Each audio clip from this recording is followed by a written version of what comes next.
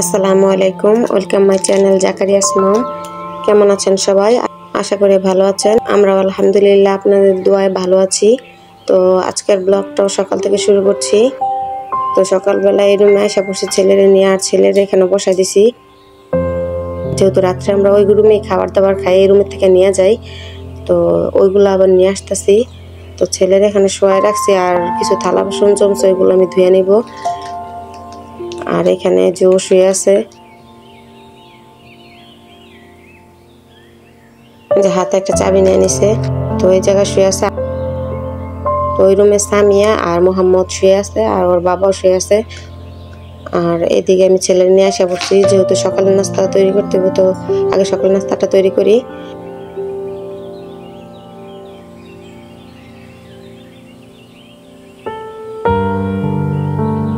তো এই দেখেন কি একটা অবস্থা। ও এখান দিয়ে আইসা উপরে যে আটার যে বয়ামটা থাকে ওইটা ফালাই দিছে। আমি দেখি না, ওই জায়গায় কাজ করতেছিলাম, এই ফাঁকে ও ফালাই দিছে। তো এখান থেকে ও 2-3 বার পড়ে গেছে, তারপরও এই জায়গাটায় আসে, বুঝে না। তো আবার এটা টানতাছে ফালানোর জন্য।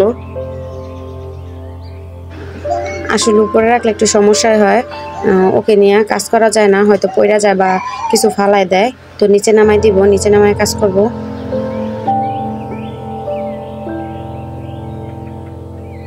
এদিকে আবার সামিয়া আসছে।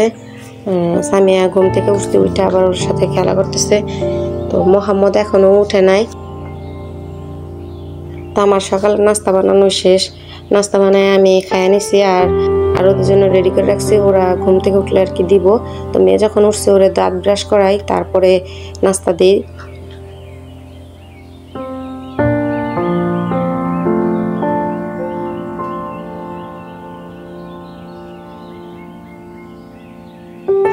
আসলে ওরা যদি একটু আগে পরে উঠে তাহলে আমার জন্য সুবিধা। তো আমি নাস্তাটা বানিয়ে নিতে পারি, না হয় সবাই একসাথে উঠলে অনেক বিরক্ত করে। তো ব্রাশ করাইতে হয়, আবার একজনে খাওয়াইতে হয়।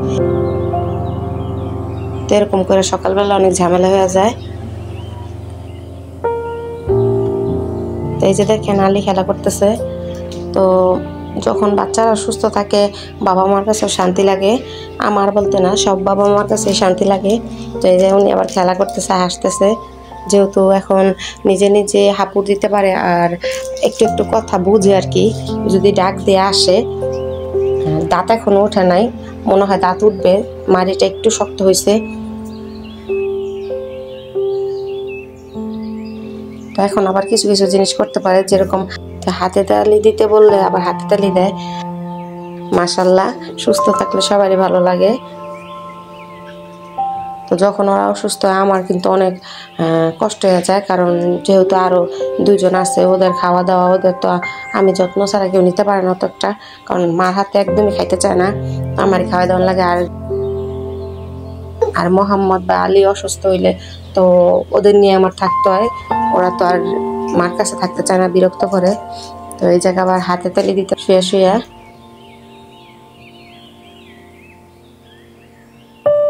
তো এইদিকে ওনার আবার বসাই দিছি। মোহাম্মদ আবার ঘুম থেকে উঠে গেছে। তো ওর একটা অভ্যাস কি, ও সবসময় ঘুম থেকে উঠলে অনেক কান্না করব। সামিয়া বা আলী ওরা কেউ এরকম করে না, ঘুম থেকে উঠলে কান্না করে না। কিন্তু মোহাম্মদের একটা ছোটবেলার থেকে একটা কিরকম যেন একটা অভ্যাস, ও ঘুম থেকে উঠে অনেক কান্না করব। তো ওর বাবা আবার এখানে 2টা মাছ নিয়েছে, পাঙ্গাস মাছ। এই মাছই খায় মেয়ে। তো ওদের জন্য আমি এই মাছই সবসময় কিনে রাখি, কারণ কাঁটাযুক্ত মাছ ওরা খাইতে পারে না। পাঙ্গাস মাছ খায় আর তেলাপিয়া মাছটা খায়। তো এই 2টা বেশিরভাগ খায় ওরা, আর ওদের জন্য সবসময় করে এই মাছগুলো আনা থাকে। তো শিং মাছও খায়, মাঝে মধ্যে শিং মাছও আনি। তো ছোট তো ওইগুলো বেশি একটা খাইতে চায় না। তো এদিকে মা মাছ করতেছে, মা এসে করছে মাছ করতেছে। তোর বাবারে বলতেছিলাম যে মাছগুলা কে কাটবো, বা ওর বাবা বলতেছিল যে মা আসবো, উনি কেটে দিব না, আমি ফোন দিছি। তো মা এসে মাছগুলা কেটে নিতে চায়, আলী আমার কোলে আর ওর বাবা ওদের নিয়ে বসে আছে। তো আমাদের সবাই নাস্তা খাওয়া শেষ, ওর বাবা বলতেছে ভাত খাইবো। তো আমি যেহেতু ভাত রান্না করছি, তো ওর বাবারা বলতেছে যে ভাত দিই তাহলে। তো বলতেছে ভাত যখন দিবা তো আমার 2টা মাছ ভাজা দিও। তো বলতেছে যে মা মাছগুলা কাটতে আনুক মা আগে, তারপর ভাজা দিই। আর এইদিকে আমি চা বসাই নিছি, আর ছেলের জন্য দুধ বসাই দিছি। তাই দিকে আবার আমার যা আসছিল বলতেছে গেটটা লাগাই দাও। তো আমি আবার গেটটা লাগাই দিই, কারণ ওরা কিছু এলে দৌড় দেওয়া বের হয়ে যায়, যেহেতু আমি এরুমে কাজ করি ওদের নিয়ে। তো আমি সবসময় চেষ্টা করি গেটটা লাগাই রাখার জন্য।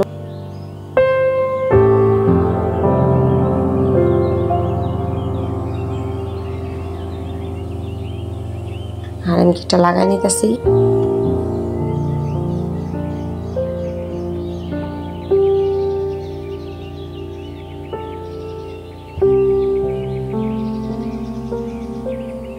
তো এই যে আমি এখানে চা বানিয়ে নিছি, আর এই জায়গায় ওর বাবার জন্য মাছ ভেজে নিছি। তো ওনার আগে ভাতটা দিই। আগে সবকিছু ঠিকঠাক করা যেত ঘরের, বা সবকিছু বলার আগে করে নিতে পারতাম, বা বললে সাথে সাথে করে নিতে পারতাম। এখন আর ওরকম পারি না, কারণ যেহেতু বাচ্চারা আছে, সময় হাতে পাই না বা সময় নিয়ে করতে পারি না।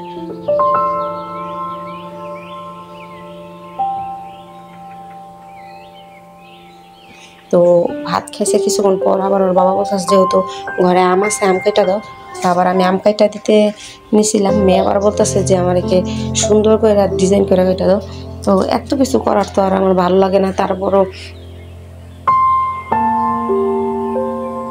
তারপরে কি করব, মেয়ে যেহেতু খাইতে চাইছে, আর এরকম করে কাইটা না দিলেও খাইবো না, কি একটা অবস্থা। তারপরে আমি এরকম করে সুন্দর করে কাইটা নিয়েছি, দেখতে কিন্তু ভালোই লাগে।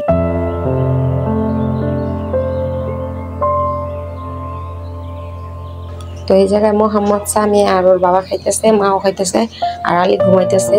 তো ওনাদের খাওয়া দাওয়া শেষ, আবার মোবাইল দেখতেছিল। তো আলী তো ঘুমাই গেছে, এখন উঠে না, উঠলে গোসল করাই দিতে হইব, আর ওদের দুই ভাই বোনের গোসল দিতে হইব। এই ফাঁকে আবার ওর বাবা কিছু ডাটা শাক নিচ্ছে, মানে ছোট ছোট ডাটাও আছে। এই ডাটাগুলো খাইতে নাকি ওনার অনেক ভালো লাগে।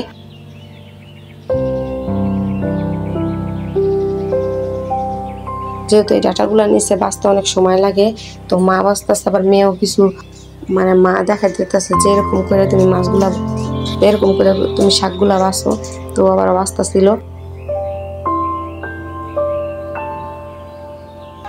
তো আজকে ডাটা দিয়ে মাছ দিয়ে রান্না করব, ঢেঁড়স ভাজি করব, আর যে শাকগুলো আছে ওই শাকগুলো রান্না করব, আর কিছু করব না। তো এইদিকে আবার ওদের জন্য নুডলস রান্না করে নিতেছি। আমি এভাবেই স্যুপ করে বেশিরভাগই খাওয়াই, কারণ সহজ, ঝামেলাও কম।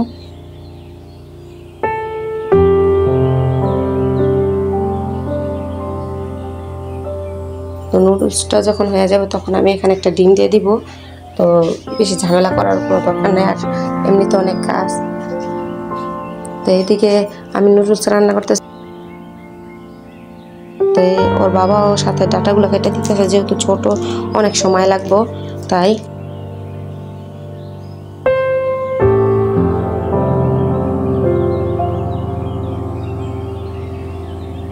আর এদিকে আমার নুডলসটাও ঠান্ডা হয়ে গেছে, এখন ওদের খাওয়াই দিব। আমার কাছে মনে হয় তেল দিয়ে রান্না করার চাইতে এরকম ভালো, স্বাস্থ্যের জন্য ভালো। আর তেল দিয়ে রান্না করলে আর কি বাচ্চাদের গ্যাস্ট্রিকের সম্ভাবনা থাকে, আর ওরকম করে ভালোও লাগে না, স্বাস্থ্যকর হয় না আমার কাছে মনে হয়। বাকিটা যার যার ইচ্ছা।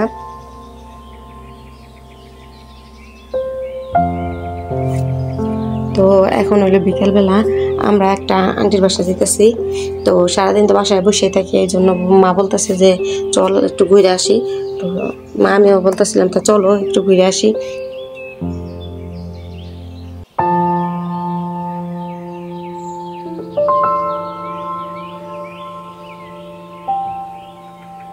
তো এখন তো প্রায় সন্ধ্যা হয়ে গেছে, তো আমরা আবার একটু বাহিরে নামছিলাম ওনাদের বাসায় যেয়ে।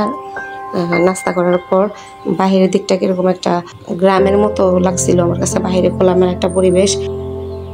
তো এখন দেখতেছি মোবাইলটা চালু করলেই রাসেল ভাইপার একটা সাপের কথা। তো আমার তো প্রচুর ভয় করতেছে।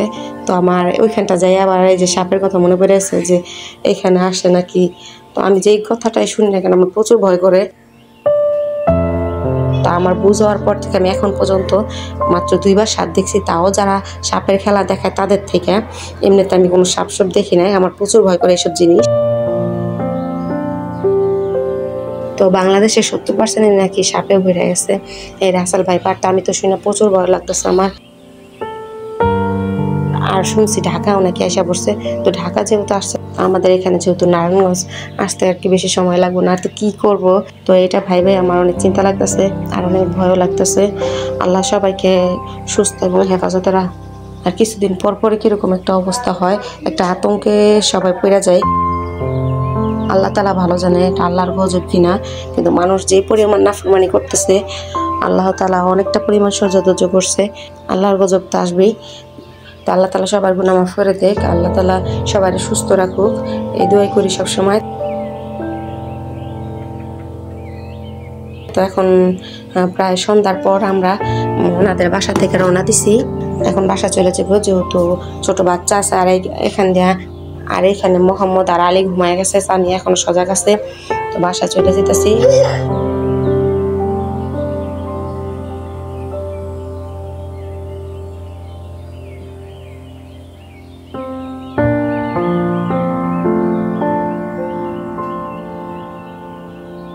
তো আজকের ব্লগটা এই পর্যন্তই। সবাই ভালো থাকবেন, যে যেখানে আছেন সুস্থ এবং সাবধানে থাকবেন।